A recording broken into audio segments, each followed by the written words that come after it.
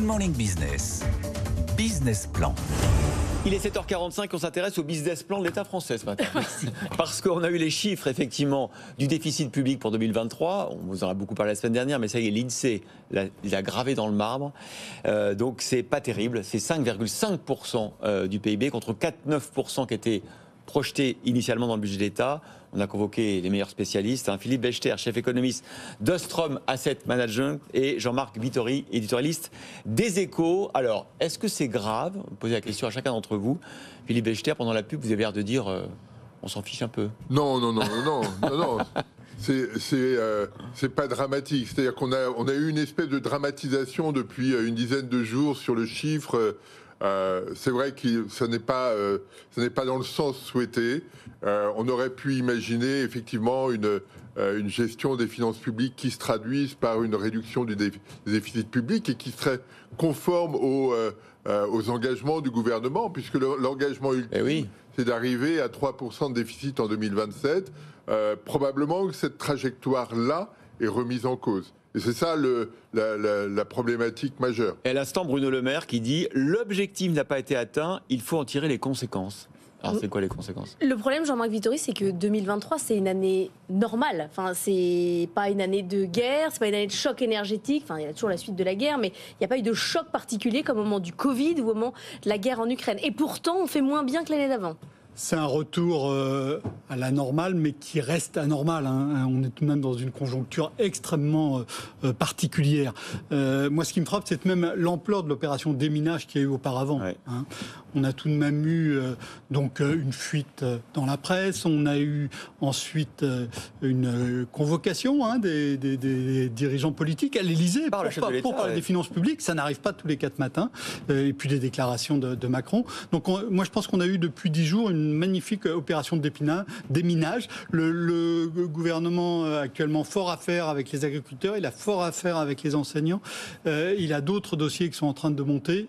Il n'avait pas envie d'avoir en plus des tensions avec les investisseurs et la révélation d'un chiffre de déficit supérieur à ce qui était attendu, sensiblement supérieur, on a 0,6 points de PIB d'écart, aurait pu peut-être provoquer des tensions. Quand on fait le calcul sur un coin de table, ça fait presque 20 milliards de déficit en plus, c'est beaucoup. Et d'ailleurs, vous avez raison Jean-Marc, en même temps, ils remettent une pièce dans la machine ce matin, avec cette phrase de Bruno Le Maire qu'on citait là, il faut en tirer les conséquences. Oui, enfin bon, excusez-moi, cette phrase, elle ne veut pas dire grand-chose. Voilà, soyons francs, on est entre nous, on peut se le dire. Quand on discute avec Bruno Le Maire ces derniers jours, on a bien compris qu'ils vont y aller. Il dit l'État, puis la Sécu, puis les collectivités locales. Ils ont apparemment une volonté quand même. Oui, mais c'est en fait depuis 3 ans, 4 ans, les finances publiques, il y a un côté un peu open bar, c'est-à-dire que dès qu'il y avait un problème, l'État baissait les taxes ou augmentait les dépenses et donc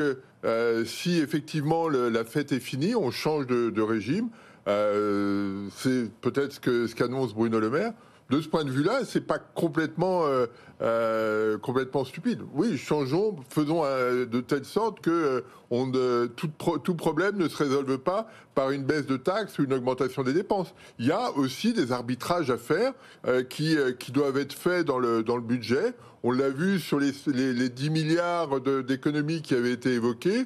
On réduisait plutôt ce qu'on appelle les dépenses d'avenir, celles qui permettent de construire l'économie de demain et au bénéfice des dépenses courantes.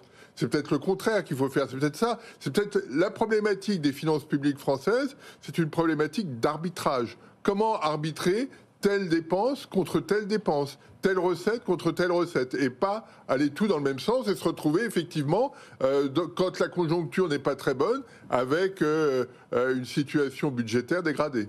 Mais Philippe Bechter, vous dites la fête est finie. Mais à partir du moment où sur les marchés financiers, on se finance à 10 ans sous les 3%, on est à 2,84 ce matin, l'Allemagne à 2,36%. Il n'y a pas de raison que la fête soit complètement finie. On n'est pas là dans une situation de stress sur le financement français. Non, il n'y a pas de stress du tout. Et depuis 10 jours qu'on évoque on parlait de 5,6%. Ça n'a pas du tout eu d'impact. Il n'y a pas eu d'impact sur l'écart de taux avec l'Allemagne. Donc, non, il n'y a pas de risque de faillite, il n'y a pas de risque de défaut. On n'est pas du tout dans ce type de situation. Mais on voit bien que cette question des finances publiques est une problématique récurrente. on comprenait bien qu'au moment du Covid, au moment du choc énergétique, il était nécessaire de mutualiser ces chocs pour éviter d'en payer le prix immédiat. Maintenant, il faut revenir à une situation plus normale et qui s'inscrive dans la durée. Alors Jean-Marc Vittori, Philippe Bechter parlait de finalement établir des priorités, c'est-à-dire peut-être effectivement garder les priorités sur les investissements stratégiques et baisser la dépense courante. Sauf que c'est ce qu'il y a le plus difficile à faire. Oui, mais si vous regardez les chiffres publiés par l'INSEE ce matin, ce travail-là, il est entamé. Le PIB l'an dernier, en valeur, il a fait plus 6,2%. Les dépenses, elles ont fait plus 3,7%. Oui. C'est-à-dire qu'elles ont sensiblement diminué en volume. Donc ce travail-là de remise en ordre, en fait, quoi qu'on en dise et quoi qu'on en ait conscience, il a déjà commencé. Est-ce qu'il est suffisant ? Parce que quand vous discutez avec Bruno Le Maire, il vous dit non, il faut attaquer les affections de longue durée, les taxis qui vont aux hôpitaux, l'assurance chômage. Non, mais ça dure à 12 mois. Il va falloir faire bien davantage, ne serait-ce que parce que, comme le sous-entendait Philippe, il va falloir réaffecter des dépenses. On sait bien qu'il va falloir dépenser davantage pour les questions militaires. On sait bien qu'il va falloir dépenser davantage pour les questions sanitaires. On sait bien qu'il va falloir dépenser davantage pour la transition écologique et pour le numérique. Et sans même parler de l'école, le jour où on se décidera à la réorganiser en profondeur, ça ne se fera pas sans argent. Donc il faut absolument faire des arbitrages. Et si on ne fait pas des arbitrages, ça va être très compliqué. Et qui nous les demande alors, ces arbitrages ? C'est l'Europe, c'est nos partenaires justement, qui aimeraient bien qu'on... C'est nous-mêmes ? Enfin, je veux dire, à un moment donné, il faut savoir dans quoi on met... quels sont les objectifs qu'on définit. Jean-Marc parlait de la transition énergétique. C'est un objectif collectif qu'on doit se fixer et dans lequel on doit s'inscrire de façon marquée. Et c'est pas quelqu'un qui va nous dire faites ceci, faites cela. C'est une dynamique, un objectif qu'on s'auto-définit et auquel on doit se tenir. Donc c'est ça le point. C'est pas d'attendre qu'il y ait quelque chose qui dérape ici ou là pour venir en aide. C'est se dire voilà qu'est-ce qu'on doit faire aujourd'hui pour forger l'économie et la société française dans 10 ans, dans 20 ans.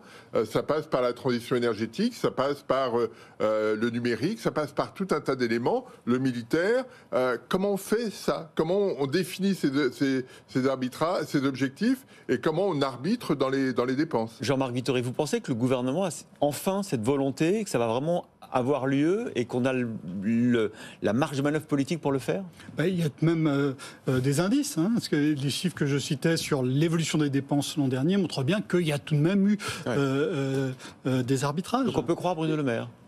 Il faut de toute façon l'écouter. Non, ce qui est important, on a même une dépense publique qui pèse encore 57% du PIB. Oui. C'est important que cette dépense, elle aille là où il faut qu'elle aille. La France est l'un des pays au monde qui a la dépense publique la plus élevée, au monde. On va couper quoi, Jean-Marc ? Il faut faire des arbitrages. Il faut se demander si les prestations sociales... Il y a une partie des prestations sociales, on a un système de prestations sociales qui distribue très largement. Est-ce que tous les bénéficiaires des prestations sociales en ont vraiment besoin ? Dans certains cas, à l'évidence, oui. Dans certains cas, il faut même sans doute faire plus. Mais dans d'autres cas, il faut aussi admettre l'idée qu'on peut faire moins. Bon, écoutez, on a du pain sur la planche. Oui, ça, il n'y a pas de doute. Merci beaucoup, Jean-Marc Vittori pour Les Échos et Philippe Bechter pour Ostrom Asset Management.